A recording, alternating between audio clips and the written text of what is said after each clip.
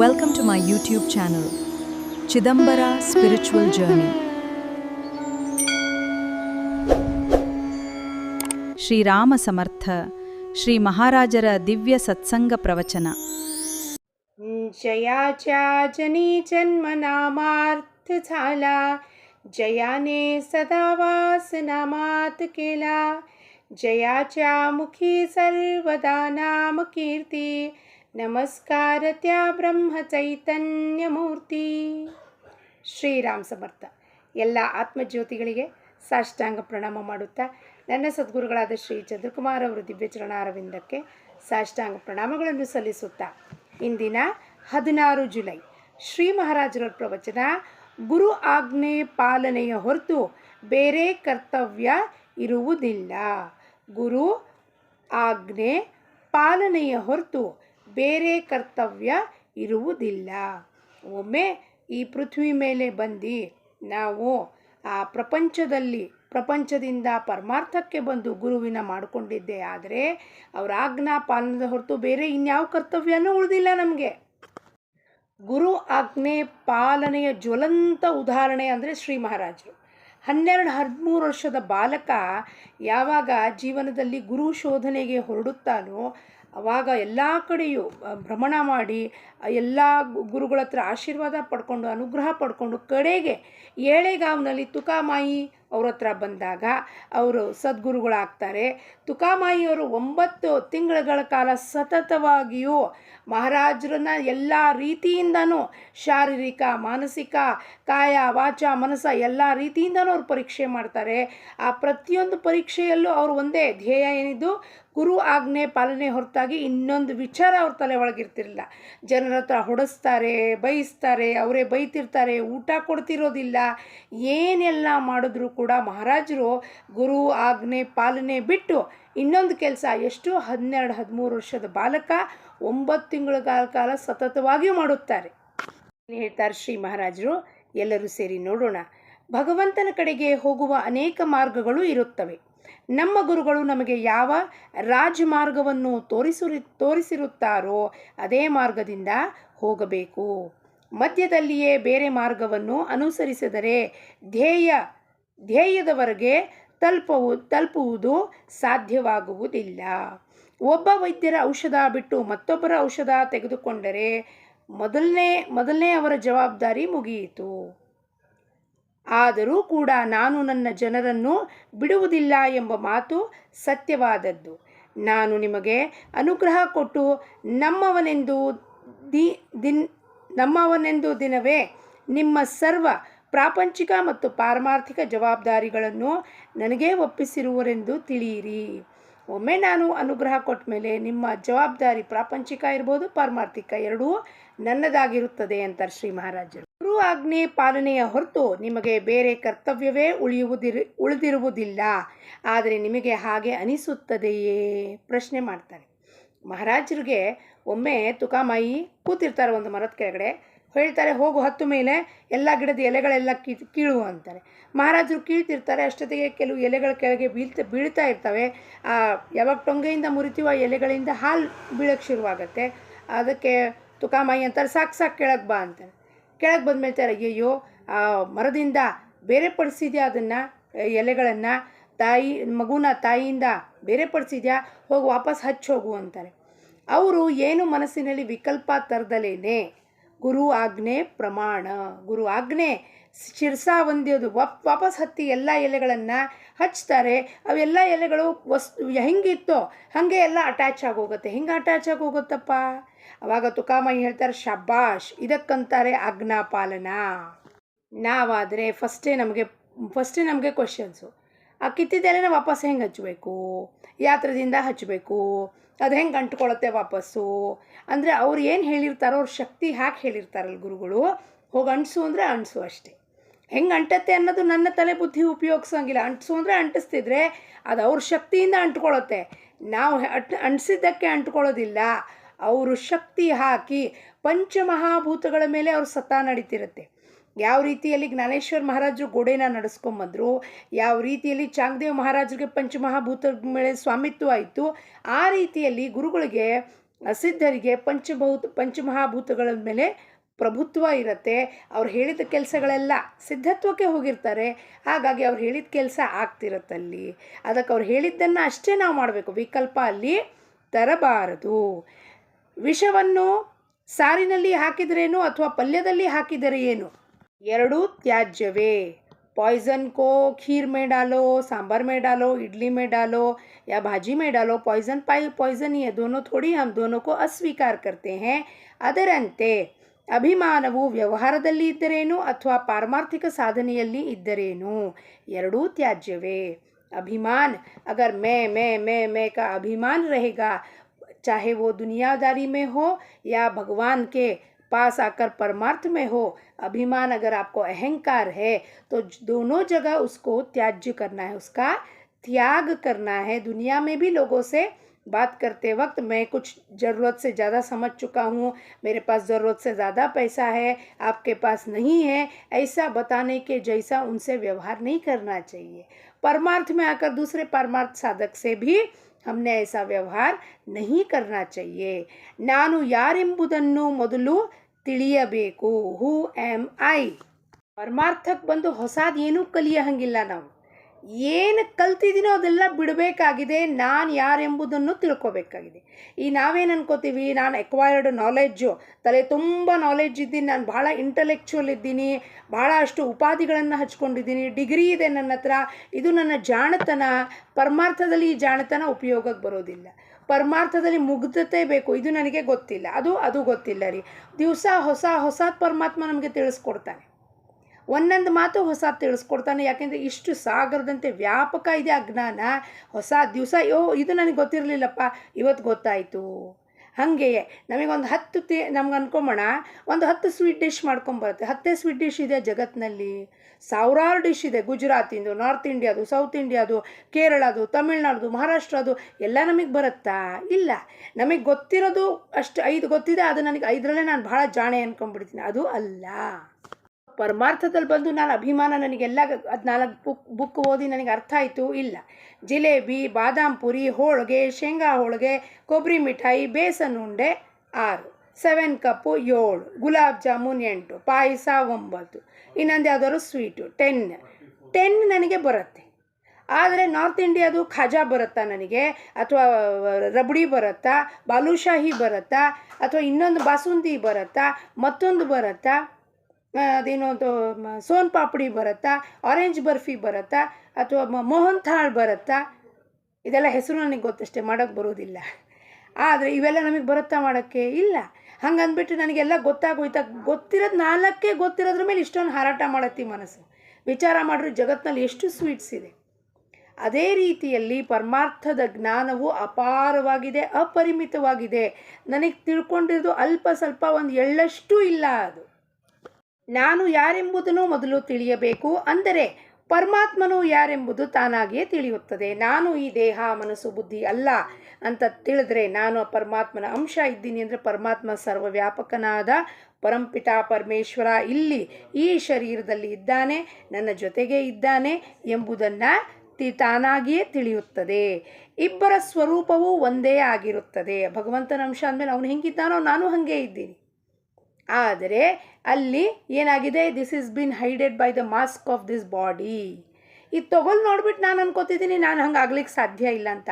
ಈ ಚರ್ಮದ ತೊಗೊಲನ್ನು ನೋಡಬಾರ್ದು, ಒಳಗಿರೋದನ್ನು ನೋಡಬೇಕು. ಅದ್ರ ಹತ್ರ ಏನು ಪೊಟೆನ್ಷಿಯಲ್ ಇದೆಯೋ, ಕ್ವಾಲಿಟೀಸ್ ಇದೆಯೋ, ಅದೆಲ್ಲ ನನ್ನ ಒಳಗುಂಟು. ಆದರೆ ಹೆಂಗಾಗ್ಬಿಟ್ಟಿದೆ ಇವತ್ತಿನ ಪರಿಸ್ಥಿತಿ, ಆ ಜನ್ಮಾಂತರದಿಂದ ಮಾಡಿದ ಕರ್ಮದ ಗುಡ್ಡೆ ರಾಶಿಯಿಂದ ಅದರ ಮೇಲ್ಗಡೆ ಲೇಯರ್ ಬೈ ಲೇಯರ್ ಅದೆಲ್ಲ ಮಾಲಿನ್ಯ ಹೊಂದಿದೆ.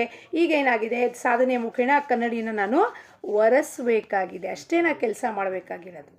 ನಾವೇನು ಮಾಡಬೇಕಾಗಿದೆ ಈಗ? ಆ ಕನ್ನಡಿ ಮೇಲೆ ಏನು ಧೂಳು ಕಿಟ್ಟಿದೆಯೋ ಅಂದರೆ ಮನಸ್ಸಿನ ಮೇಲೆ ಶುಭ್ರವಾದ ಕನ್ನಡಿ ಅದು ಮನಸ್ಸು. ಅದರ ಒಳಗಿರೋ ಪರಮಾತ್ಮನ ಬಿಂಬ, ನಾವು ಪ್ರತಿಬಿಂಬ ನೋಡಬೇಕು ಅಂದರೆ ನಾವೇನು ಮಾಡಬೇಕು? ನಮ್ಮ ಕನ್ನಡಿನ ನಾಮಜಲದಿಂದ ನಿತ್ಯವಾಗಲೂ, ನಾವು ಅಲ್ಲಿ ಹೊರಗಡೆ ಕಾಲಿನ್ ಹಾಕ್ತೀವಿ, ಇಲ್ಲಿ ನಾಮಜಲದಿಂದ ನಾವು ಅದನ್ನು ಸ್ಪ್ರೇ ಮಾಡಬೇಕು. ದಿವಸ 24/7 ಸ್ಪ್ರೇ ಮಾಡ್ತಿರ್ಬೇಕು. ಹೆಂಗೆ ಗೋರಕುಂಬಾರ ಹೇಳ್ತಾನೋ, ಏನಪ್ಪ, ಮಣ್ಣಿನ ಹಾಗೆ ಮಾಗಿಸೆ ಮನವ, ಚಿನ್ಮಯನೆಂಬೋ ನಾಮದ ಜಲವ, ಚಿನ್ಮಯನೆಂಬೋ ನಾಮದ ಜಲವ ಸೇರಿಸಿ ಬೆರೆಸಿ ಮುಕ್ತಿಯ ಗಳಿಸಿ ಸುಖಿಯಾಗೋ ನೀ ಕಂದ, ಹರಿನಾಮವೇ ಚಂದ ಅದ ನಂಬಿಕೋ ಕಂದ. ಯಾವ ರೀತಿಯಲ್ಲಿ ಕುಂಬಾರ ಮಣ್ಣು ನೀರು ಹಾಕಿ ಹದ ಮಾಡ್ತಾನೆ ನಮ್ಮನ್ನು, ತನ್ನ ಕಾಲಿಂದ ತುಳಿದು ಆ ಮಣ್ಣನ್ನು ಸಾಫ್ಟ್ ಮಾಡ್ತಾನೆ. ಆ ರಿಜಿಡ್ ಇರುವುದನ್ನು, ಅದು ಸಾಲಿಡ್ ಗಟ್ಟಿಯಾಗಿರೋದು, ನಾನು ಬಗ್ಗೋದಿಲ್ಲ ಅನ್ನೋ ಮಣ್ಣನ್ನು ತನ್ನ ಕಾಲಿಂದ ತುಳಿದು ಮೆತ್ತಗೆ ಸಾಫ್ಟು ಆಕಾರ ಕೊಡುವಂಥದ್ದು ಮಾಡ್ತಾನೆ. ಆ ರೀತಿಯಲ್ಲಿ ನಮ್ಮ ಮನಸ್ಸನ್ನು ಕೂಡ ನಾವೇನು ಮಾಡಬೇಕು, ಈ ದೇಹ, ಈ ಮನಸ್ಸು, ಈ ಬುದ್ಧಿಯನ್ನು ಏನು ಮಾಡಬೇಕು, ಅದನ್ನು ಸೇರಿಸಿ ಬೆರೆಸಿ ಆ ಭಗವಂತನ ನಾಮಜಲದಿಂದ ಇವನ್ನೆಲ್ಲವನ್ನೂ ಹದ ಹೆಂಗೊಳಿಸ್ಬೇಕಪ್ಪ ಅಂದರೆ ಇದು ತಯಾರಾಗಬೇಕು. ಈ ಮಡಿಕೆ ಘಟ ಹೆಂಗೆ ತಯಾರಾಗಬೇಕು, ಪರಮಾತ್ಮ ಅದರಲ್ಲಿ ಆವಿರ್ಭವಿಸ್ಲಿಕ್ಕೆ ಈ ಘಟವನ್ನು ನಾನು ಪರಿಪೂರ್ಣವಾಗಿ ತಯಾರು ಮಾಡ್ಕೋಬೇಕು. ಪರಮಾತ್ಮನು ನಿರ್ಗುಣನಾಗಿರುತ್ತಾನೆ, ಅದನ್ನು ತಿಳಿಯಲು ನಾವು ನಿರ್ಗುಣರಾಗಬೇಕಾಗುತ್ತದೆ. ಹೆಂಗಾಗಬೇಕ್ರಿ ನಿರ್ಗುಣ? ಈ ದೇಹದ ಮೇಲೆ ಮನಸ್ಸು ಬುದ್ಧಿಯು ಬಳಕೆ ಮಾಡದಲೇ, ದೇಹ ನಾನು ಅಂತ ಮಮತ್ವವನ್ನು ಹೊಂದದಲೇ ನಿರ್ಗುಣ ತತ್ವವನ್ನು ನಾವು ಸಾಧನೆ ಮುಖೇನ ತಿಳ್ಕೋಬಹುದು. ಅಂದರೆ ಅಭ್ಯಾಸವನ್ನು ಮಾಡುವುದು, ಪ್ರತಿ ಕ್ಷಣವೂ ಅಭ್ಯಾಸ ಮಾಡೋದು. ಅದನ್ನೇ ಅರ್ಜುನನಿಗೆ ಹೇಳಿದ್ದು, ಅಭ್ಯಾಸ ಎನ್ನುತ್ತ ಕೌಂತೆಯ ವೈರಾಗ್ಯೇಣ ಚ ಗೃಹ್ಯತೆ ಅಂದರೆ ಕರ್ಗತ ಆಗತ್ತಪ್ಪ. ಹೆಂಗೆ ಕರ್ಗತ ಆಗತ್ತೆ ನಿನಗೆ? ಪ್ರತಿ ಕ್ಷಣವೂ ನೀನು ಅಭ್ಯಾಸ ಮಾಡಬೇಕು ಅದನ್ನು. ಏನನ್ನು? ಯಾವಾಗ ಮನಸ್ಸು ಆಚೆ ಹೋಗುತ್ತೋ ಅದನ್ನು you have to bring it back. When it's want to go to and react to the world, you have to bring it back by practising that.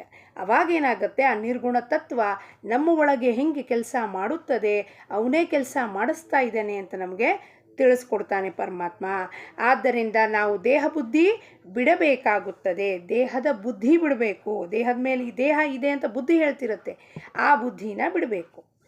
ಯಾವುದಾದ್ರೂ ಒಂದು ವಿಷಯವನ್ನು ನಾವು ತಿಳಿಯುತ್ತೇವೆ ಅಂದರೆ ನಾವು ಆ ವಸ್ತುವಿನೊಂದಿಗೆ ತದಾಕಾರ ಬೇಕಾಗುತ್ತದೆ, ಅದರ ಹೊರತು ತಿಳಿಯಲು ಆಗುವುದೇ ಇಲ್ಲ. ವಸ್ತುವಿನ ಜೊತೆ ತದಾಕಾರ ಆದಾಗ ವಸ್ತು ಬಗ್ಗೆ ನನಗೆ ನಾಲೆಜ್ ಬರುತ್ತೆ. ಹೆಂಗಪ್ಪ? ಉದಾಹರಣೆ, ಈಗ ಸತ್ಸಂಗದಲ್ಲಿ ಯಾರೋ ಹೇಳ್ತಿದ್ರು, ನಿಂಬೆಹಣ್ಣಿದೆಯಪ್ಪ, ನಿಂಬೆಹಣ್ಣು ಎದುರುಗಡೆ ನೋಡಿದೆ ಯೆಲ್ಲೋ ಕಲರ್ ನನಗೆ ಗೊತ್ತಾಯಿತು, ನಿಂಬೆಹಣ್ಣಿನ ಟೇಸ್ಟ್ ಗೊತ್ತಿಲ್ಲ ನನಗೆ. ಆವಾಗ ನಿಂಬೆಹಣ್ಣು ಕಟ್ ಮಾಡಿ ನಾಲ್ಗೆ ಮೇಲೆ ಅದನ್ನು ಇಟ್ಕೊಂಡು ಹಿಂಡಿ ಆ ರಸ ನಾಲ್ಗೆ ಮೇಲೆ ಬಿದ್ದಾಗ ಅದು ಈ ಹುಳಿ ಇದೆ ಅಂತ ಗೊತ್ತಾದಾಗ, ಅದರಲ್ಲಿ ಒಂದು ಆದಾಗ ಮಾತ್ರ I can say the lemon is sour, ಖಟ್ಟ ಹೇ. ಹೆಂಗೆ ಗೊತ್ತಾಯಿತು ನಿಮಗೆ ಖಟ್ಟ ಇದೆ ಅಂತ? ಸಣ್ಣ ಮಗು ಇದ್ದಾಗ ಅದಕ್ಕೆ ಹೆಂಗೆ ಗೊತ್ತಾಗುತ್ತೆ ಅದು ಖಟ್ಟ ಇದೆ ಅಂತ? ಬರೀ ಈ ಅಂತ ಮಾಡಿದ್ವು, ಅದಕ್ಕೆ ಗೊತ್ತಿರಲಿಲ್ಲ ಖಟ್ಟ ಇದೆ ಅಂತ. ಯಾವಾಗ ಅದು ಏಕರೂಪ ಆಗುತ್ತದೆ ಆ ವಸ್ತು ಜೊತೆಗೆ, ಓ ಇದು ಖಟ್ಟ ಇದೆ, ಇದು ಖಾರ ಇದೆ, ನಾ ಟೇಸ್ಟ್ ಮಾಡಿದಾಗೆ ಗೊತ್ತಾಗುತ್ತೆ ಆ ವಸ್ತುವಿನ ಜೊತೆ ಏಕರೂಪ ಆದಾಗ.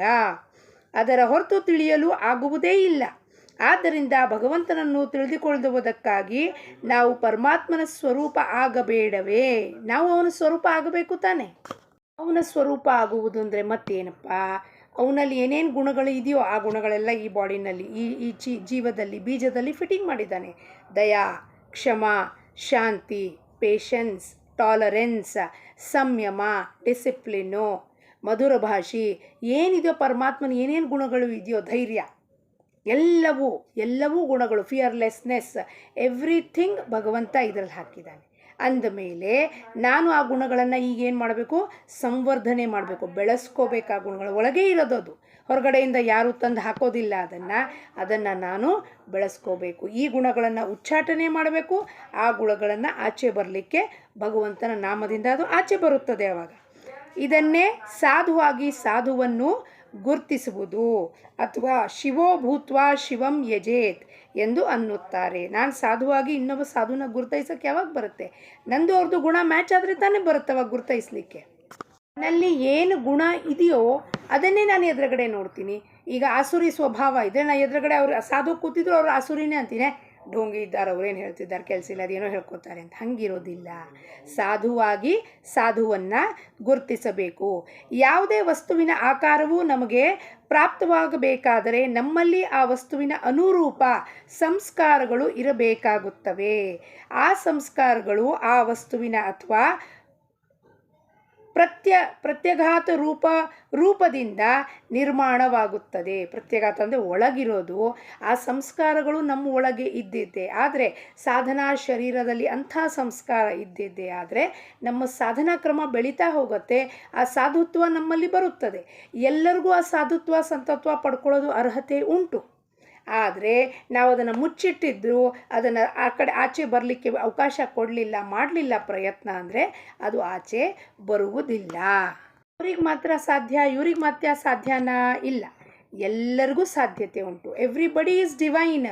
ಮತ್ತು ಯಾಕೆ ಸಾಧ್ಯ ಇಲ್ಲ? You have to practise, you have to give up all that is not what is that. ನಂದು ಏನು ಇಲ್ವೋ ಅದನ್ನೆಲ್ಲ ಬಿಡಬೇಕು. ಈ ದೇಹದ ಮೇಲೆ ಅಧಿಕಾರ ಇಲ್ಲ, ಮನಸ್ಸಿನ ಮೇಲಿಲ್ಲ, ಬುದ್ಧಿ ಮೇಲಿಲ್ಲ, ಇಂದ್ರಿಯಗಳ ಮೇಲಿಲ್ಲ. ಇವೆಲ್ಲವೂ ಅವನು ಕೊಟ್ಟಿರೋದು. ಅವನು ಕೊಟ್ಟಿರೋದನ್ನು ಅವನಿಗೆ ನಾವು ಸಮರ್ಪಣೆ ಮಾಡಬೇಕು. ನಿಂದಪ್ಪ ಇದು, ನೀನು ಹೆಂಗೆ ನಡೆಸ್ತೀನಿ, ನಾ ರೆಡಿ ಇದ್ದೀನಿ. ಅದು ಅನನ್ಯವಾಗಿ ಶರಣು ಹೋಗೋದು ಅಂದರೆ. ಇದು ಎಲ್ಲ ಅವನು ಕೊಟ್ಟಿರೋದನ್ನು ನಾನು ನಂದು ಅಂತ ಅಂತೀನಿ. ಅದು ಹೆಂಗಾಗತ್ತೆ? ಅವಾಗ ಶರಣು ಹೆಂಗೆ ಹೋಗ್ಲಿಕ್ಕೆ ಸಾಧ್ಯ? ಏನಾದ್ರು ಮಾತಾಯಿತು ಒಳ್ಳೆಯದು, ಅದು ನಮಸ್ಕಾರ ಮಾಡಿಬಿಟ್ಟು ಒಂದು ಪೇಡೆ ಇಟ್ಬಿಡು. ಆಗಲಿಲ್ಲ, ಬಿಡ್ರಿ ನಮ್ಮದಂತೂ ಜೀವನದಲ್ಲಿ ಸರಿಯೇ ಹೋಗಲಿಲ್ಲ, ಹಾಗೆ ಆಗಲಿಲ್ಲ ಕಂಪ್ಲೇಂಟ್ ಬುದ್ಧಿ ಮಾಡ್ತೀವಿ. ಅಂದರೆ ಆ ವಸ್ತು ಏನು ಕೆಲಸ ಮಾಡ್ತಿದ್ಯೋ ಅದರ ವಿರುದ್ಧವಾಗಿ ಮಾತಾಡ್ತಿದ್ದೀವಿ ನಾವು. ಅಂದರೆ ನಮಗೆ ಅವ್ನು ಮಾಡಿದ್ದ ಬಗ್ಗೆ ನಮಗೆ ಸಂಶಯ, ನಾವು ಅವನ ಮಾತನ್ನು ಒಪ್ಕೊಂಡಿಲ್ಲ. ಅವಾಗ ಶರಣು ಹೋಗ್ಲಿಕ್ಕೆ ಹೆಂಗೆ ಬರುತ್ತಪ್ಪ? ಆಗೋದಿಲ್ಲ. ಅನೇಕ ಭ್ರಾಂತಿಯಲ್ಲಿ ಇನ್ನೊಂದು ಭ್ರಾಂತಿ ನಮಗೇನು ಅಂದರೆ, ನಾವು ಏನೇ ಮಾತು ಹೇಳಿದಾಗ ನಮಗೇನು ಅನಿಸುತ್ತೆ, ನಾವು ಇನ್ನೊಬ್ಬರ ಜೊತೆಗೆ ಫೋನ್ ಹಚ್ಚಿ ಈ ಮಾತನ್ನು ಆಗಲಿಲ್ಲ ನಮ್ಮ ಕೆಲಸ ನೋಡ್ರಿ, ಹಿಂಗಾಗಲಿಲ್ಲ ಹಂಗಾಗಲಿಲ್ಲ ನೋಡ್ರಿ ಅಂತ ನಾವು ಬೇರೆಯವ್ರಿಗೆ ಹೇಳ್ತಾ ಇಲ್ಲ. ನಾವು ಬ್ರಹ್ಮಾಂಡಕ್ಕೆ ಮೆಸೇಜ್ ಕಳಿಸ್ತಾ ಇದ್ದೀವಿ, ಯೂನಿವರ್ಸಿಗೆ ಮೆಸೇಜ್ ಕಳಿಸ್ತಾ ಇದ್ದೀವಿ. You are not doing my work, you are not doing my work ಅಂತ. ಅದು ತಥಾಸ್ತು ಅಂತ ನಿನ್ನ ಕೆಲಸ ಆಗೋದಿಲ್ಲ ಅಂತ. ಅದ್ರ ಬದಲಾಗಿ ಪರಮಾತ್ಮ, ನೀ ಏನು ಕೆಲಸ ಮಾಡಿದ್ಯೋ ನಿನ್ನ ಇಚ್ಛೆಯೇ ನನ್ನ ಇಚ್ಛೆ. So what ever this today has happen, it is for my betterment ಅಂತ ಸ್ವೀಕೃತಿ ಕೊಟ್ಟಾಗ ಪರಮಾತ್ಮ ಅದನ್ನು ಬದಲಾವಣೆನೂ ಕೂಡ ಮಾಡಬಹುದು. ಆದರೆ ನಾನು ಆಗೋದಿಲ್ಲ ಅಂದರೆ ಯಾಕೆ ಆಗೋದಿಲ್ಲ? ನಾನೇ ಅವನಿಗೆ ಹೇಳ್ತೀನಿ ನೀನು ಮಾಡಬೇಡ ಅಂತ.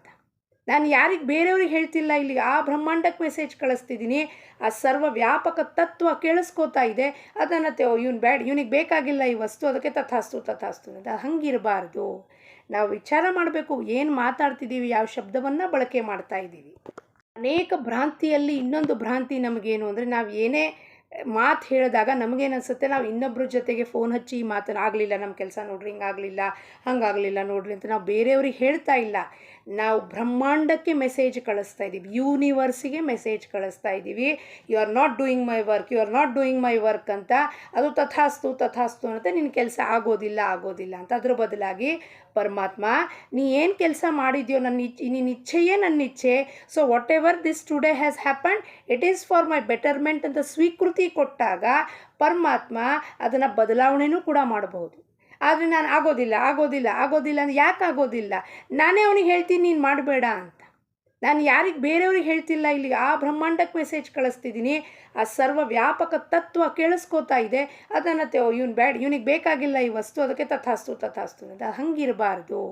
ನಾವು ವಿಚಾರ ಮಾಡಬೇಕು, ಏನು ಮಾತಾಡ್ತಿದ್ದೀವಿ, ಯಾವ ಶಬ್ದವನ್ನು ಬಳಕೆ ಮಾಡ್ತಾ ಇದ್ದೀವಿ. ಅನಂತರ ಆ ವಸ್ತುವಿನ ಜ್ಞಾನವಾಗುತ್ತದೆ. ಆದ್ದರಿಂದ ಪರಮಾತ್ಮ ಸ್ವರೂಪಕ್ಕೆ ವಿರುದ್ಧವಾದ ಎಲ್ಲ ಸಂಸ್ಕಾರಗಳನ್ನು ಹೊಡೆದು ಹಾಕಿ ನಾವು ನಮ್ಮ ಅಂತಃಕರಣವನ್ನು ಪೋಷಕ ಸಂಸ್ಕಾರಗಳಿಂದ ತುಂಬಬೇಕು.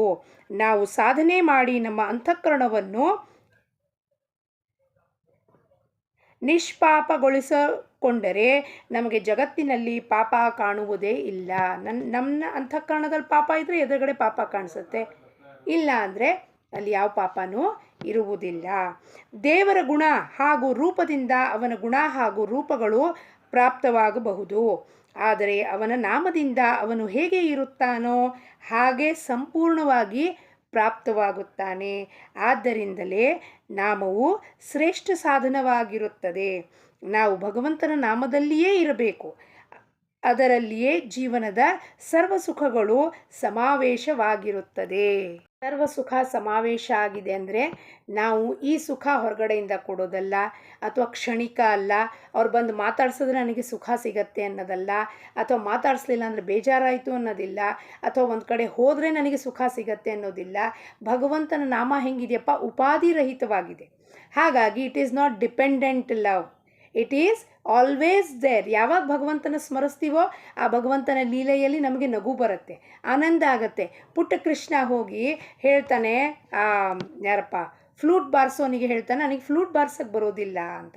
ಅವಾಗ ಮನಸ್ಸಲ್ಲಿ ಏನು ಪ್ರಶ್ನೆ ಬರುತ್ತೆ, ಜಗತ್ತಿನ ಒಡೆಯ ಇಡೀ ಜಗತ್ತನ್ನು ಸಂರಕ್ಷಿಸೋನು ಹೇಳ್ತಾನೆ, ನನಗೆ ಫ್ಲೂಟ್ ಬಾರ್ಸೋಕ್ಕೆ ಬರೋದಿಲ್ವಾ, ಫ್ಲೂಟ್ ಬಾರ್ಸೋಕ್ಕೆ ಬರೋದಿಲ್ಲ, ನನಗೆ ಹೇಳ್ಕೊಡ್ತೀರಾ? ಅದಕ್ಕೆ ಅವನು ತಾನು ಹಂಗೆ ಬಾರಿಸೋದಲ್ಲಪ್ಪ, ಸರಸ್ವತಿ ಮಾಗೆ ಪ್ರಾರ್ಥನೆ ಮಾಡಬೇಕು. ಅದಕ್ಕೆ ಅವನು ಕರಿತಾನೆ ಮಾ ಅಂದ ಕೂಡಲೇ ಆಜ್ಞಾಪ್ರಭು ಅಂತೇಳಿ. ಆವಾಗ ಆ ಸನ್ನಿವೇಶ ನೋಡಿದಾಗ ನಮ್ಮ ಮನಸ್ಸಿನಲ್ಲಿ ಏನಾಗುತ್ತೆ, ಆನಂದ ಆಗುತ್ತೆ, ಮುಗ್ಧತೆ ಬರುತ್ತೆ. ಆ ಪ್ರತಿಯೊಂದು ನೋಡುವಾಗ, ಶ್ರವಣ ಮಾಡುವಾಗ ನಮ್ಮ ಮನಸ್ಸು ಉಲ್ಲಾಸ, ಆನಂದಿತ ಇರುತ್ತದೆ. ಅಲ್ಲಿ ಯಾವ ಥರವಾದ ಬೇಜಾರಿಲ್ಲ, ಅಥವಾ ದುಃಖ ಇಲ್ಲ, ಅಥವಾ ಅಯ್ಯೋ ಇದು ಎಷ್ಟೊತ್ತು ನಡೆಯುತ್ತೆ ಇನ್ನು ಸೀರಿಯಲ್ ಅನ್ನೋದು ಇರೋದಿಲ್ಲ. ಪ್ರತಿ ಕ್ಷಣವೂ ಪರಮಾತ್ಮನ ನಾಮದಲ್ಲಿ ಅದನ್ನು ನೋಡೋದ್ರಲ್ಲಿ ಏನು ಆನಂದ ಇದೆಯೋ ಅದು ಸರ್ವ ಸುಖ ಅದರಲ್ಲಿ ಸಮಾವೇಶ ಆಗಿರುತ್ತೆ. ಈ ಸುಖ ಹೆಂಗಿದೆ, ಎಟರ್ನಲ್. ಇದಕ್ಕಿಂತ ಬೇರೆ ಏನು ಸಂಪಾದಿಸುವುದು ಇರುತ್ತದೆಯೇ? ನಾನು ಸುಖದ ಶೋಧ ಮಾಡಿದೇನು, ನನಗೆ ಅದು ಪ್ರಾಪ್ತವಾಯಿತು ಅಂದರೆ ಮಹಾರಾಜರಿಗೆ. ಆದ್ದರಿಂದ ನಾನು ನಿಮಗೆ ಅದರ ನಿಶ್ಚಿತ ಮಾರ್ಗವನ್ನು ಹೇಳುತ್ತೇನೆ. ಆ ಮಾರ್ಗವೇನೆಂದರೆ ಭಗವಂತನ ಅನುಸಂಧಾನ. ನಾನು ಅತ್ಯಂತ ಸಮಾಧಾನ ಹೊಂದಿರುವೆ, ಅದರಂತೆ ನೀವು ಸಮಾಧಾನ ಹೊಂದಿರಿ. ನಾನು ಪ್ರಾರಂಭದಲ್ಲಿ ಹೇಳಿದ್ದೇನು ಕೊನೆಗೆ ಹೇಳುತ್ತೇನೆ. ನೀವು ಹೇಗೆ ಇರಬಹುದು, ಆದರೆ ಭಗವಂತನ ನಾಮವನ್ನು ಬಿಡಬೇಡಿರಿ. However you are, don't leave the name divine. ಹೇಗೆ ಇರಬಹುದು, ನಾವು ಸುಳ್ಳು ಹೇಳ್ಬೋದು, ಮೋಸ ಮಾಡ್ಬೋದು, ಚೀಟಿಂಗ್ ಮಾಡ್ಬೋದು, ಬೂಟಾಟಿಕೆ ಮಾಡ್ಬೋದು, ಒಳ್ಳೆಯವರು ಇರ್ಬೋದು, ಕೆಟ್ಟವರು ಇರ್ಬೋದು, ಹೆಂಗೆ ಇರಿ, ಭಗವಂತನ ನಾಮ ಬಿಡಬೇಡಿ. ಅಂದರೆ ಅದು ಏನೇನಿದೆಯೋ ಅದೆಲ್ಲವೂ ಆ ಭಗವಂತನ ನಾಮನೇ ಉಚ್ಚಾಟನೆ ಮಾಡಿ ನಮ್ಮ ಈ ಸಿಸ್ಟಮ್ಮಿನಿಂದ ಆಚೆ ತೆಗೆದುಹಾಕತ್ತೆ. ಇಂದಿನ ಬೋಧವಚನ, ನಮ್ಮಿಂದ ಸಾಧ್ಯವಾದಷ್ಟು ನಾಮವನ್ನು ತೆಗೆದುಕೊಳ್ಳಬೇಕು. ಸಾಧ್ಯವಾದ ವಿಷಯದಲ್ಲಿ ಭಗವಂತನೇ, ಸಾಧ್ಯವಾಗದ ವಿಷಯದಲ್ಲಿ ಭಗವಂತನೇ ಹೊಣೆಗಾರನಿರುತ್ತಾನೆ. ಭಗವಂತನ ನಾಮ ನಾವು ತಗೊಳ್ತಾ ಹೋದರೆ ಆಗಲಿಲ್ಲ ಯಾವತ್ತೋ ಒಂದು ದಿವಸ, ಅದರ ಜವಾಬ್ದಾರಿ ಪರಮಾತ್ಮನಿಗೆ ಇರ್ತದೆ. ಆದರೆ ಆ ನಿಷ್ಠೆಯಿಂದ, ಶ್ರದ್ಧೆಯಿಂದ, ಡಿಸಿಪ್ಲಿನಿಂದ ನಾವು ತೊಗೊಂಡ್ರೆ ಒಂದು ದಿವಸ ಆಗಲಿಲ್ಲ ಅಂದರೆ ಪರಮಾತ್ಮ ಅದಕ್ಕೆ ಜವಾಬ್ದಾರಿ ತಗೊಳ್ತಾನೆ. ನೀವು ಸೇರಿ ಗುರು ಆಜ್ಞೆ ಪಾಲನೆಯಲ್ಲಿ ಇರೋಣ, ಅವನ ಭಕ್ತಿ ಮಾಡೋಣ, ಶ್ರದ್ಧೆಯಿಂದ ಅವನೇನು ಹೇಳ್ತಾನೋ ಅದನ್ನು ಪಾಲನೆ ಮಾಡಿ ಜೀವನವನ್ನು ಉದ್ಧಾರ ಮಾಡಿಕೊಳ್ಳೋಣ ಅಂತ ಹೇಳುತ್ತಾ, ಜಾನಕಿ ಜೀವನ ಸ್ಮರಣೆ. ಜೈ ಜೈ ರಾಮ್. ಲೋಕಾಹ ಸಮಸ್ತಾಹ ಸುಖಿನೋ ಭವಂತು.